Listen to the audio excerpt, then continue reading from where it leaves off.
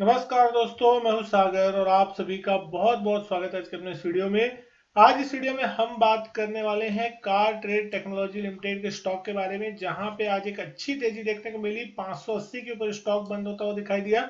3-3.5% का उछाल था और कहीं ना कहीं अगर आप चार्ट्स पे देखेंगे तो एक बहुत बड़ा ब्रेकआउट जो है इस चार्ट में लंबी गिरावट के बाद अब बनता हुआ दिख रहा है। कहीं ना कहीं स्ट्रक्चर जो है इस चार्ट में स्टॉक का पॉजिटिव होता हुआ दिखाई दे रहा है। अगर सबसे पहले हम बात करें इसके 52 वीक रेंज की, तो 52 वीक रेंज में 340 का लो यहाँ पे स्टॉक ने लगाया था और 733 का इसका 52 वीक हाई है। तो कहीं ना कहीं बिल्कुल मिड रेंज के आसपास चलता हुआ दिख रहा है। 3,98,000 शेयरों के आसपास के वॉल्यूम आज के दिन देखने मिले। दिन की रेंज थी 560 रुपए लोअर साइड पे और 590 रुपए दिन का हाई बना था और कहीं ना कहीं 580 के आसपास स्टॉक की जो क्लोजिंग है देखने को मिली है।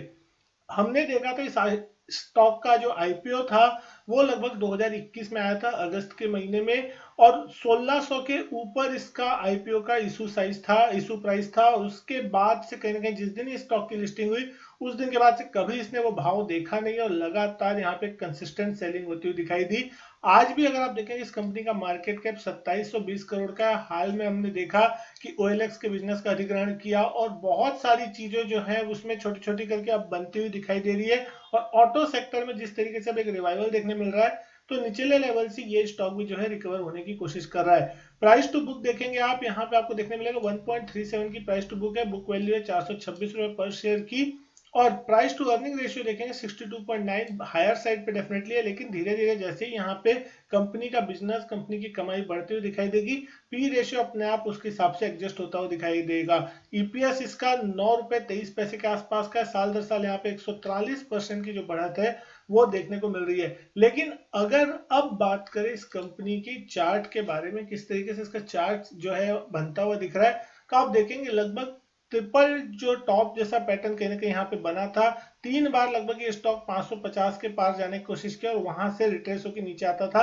लेकिन फाइनली इस बार ये स्टॉक आपको एक 550-560 के लेवल को डिसाइसिवली पार करता हुआ दिख रहा है और आज भी अगर आप देखेंगे यहाँ पे एक पॉजिटिव स्ट्रक्चर बनता हुआ दिख रहा है। और आप अगर गौर से इस चार्ट को देखेंगे तो जब से इस स्टॉक की लिस्टिंग हुई है 1618 रुपए के आसपास से, उसके बाद से स्टॉक लगातार डाउन ट्रेंड पे है और इसका लोअर लेवल जो लगता हुआ दिखाई दिया था, हमने देखा था मार्च के महीने में लगभग 340 के आसपास कहीं ना कहीं इसका लोअर लेवल लगा था। उसके बाद से कहीं ना कहीं इस स्टॉक में एक रिकवरी बनती हुई दिख रही है।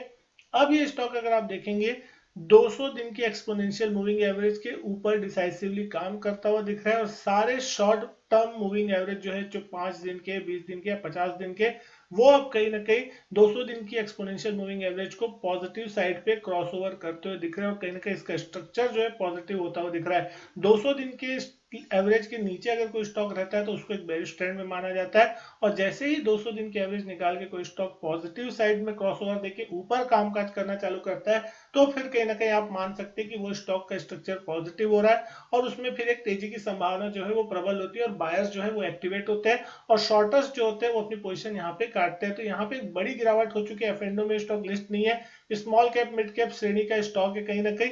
तो अब इस स्टॉक में अगर तेजी बनती है तो किस लेवल तक ये स्टॉक जा सकता है, तो अगर आप यहाँ गौर से देखेंगे तो इससे पहले जो हाई लगे थे लगभग लगभग वो 700 725 के रेंज में लगते हुए दिखाई दिए थे ना। कहीं ना कहीं एक मल्टीपल जो रेजिस्टेंस था वो 725 720 के लेवल के आसपास देखने को मिलता है। तो कहीं ना कहीं यहाँ पे अगर ये लेवल निकला है 560 रुपए का, जिस तरीके से हमने देखा 560 565 के आसपास का जो लेवल अभी डिसाइसिवली पार हुआ है, तो कहीं ना कहीं ये अब 700 सवा 700 की रेंज में जाने के लिए तैयार होता हुआ दिख रहा है। उस लेवल में आने के बाद यहाँ पे एक बार रिव्यू करना होगा कि क्या ये लेवल टूटते हैं या फिर यहाँ पे एक रेजिस्टेंस पड़ता है या फिर ये इस लेवल को भी ब्रेक करके पॉजिटिव साइड में क्रॉस ओवर देने की कोशिश करेगा। लेकिन कहीं ना कहीं यहाँ से भी 15 से 20% तक के टारगेट जो है वो खुलते हुए दिख रहे हैं। लेकिन यहाँ पे बाइंग सेलिंग की कोई राय नहीं है, सिर्फ और सिर्फ एक एनालिसिस है जो चार्ट्स में देख के हम बात कर रहे हैं। यहाँ पे स्टॉप लॉस लेवल आपके बिल्कुल वो होगा जो कि लगभग लगभग 480 490 के आसपास का, जो कि बहुत दूर है। यहाँ पे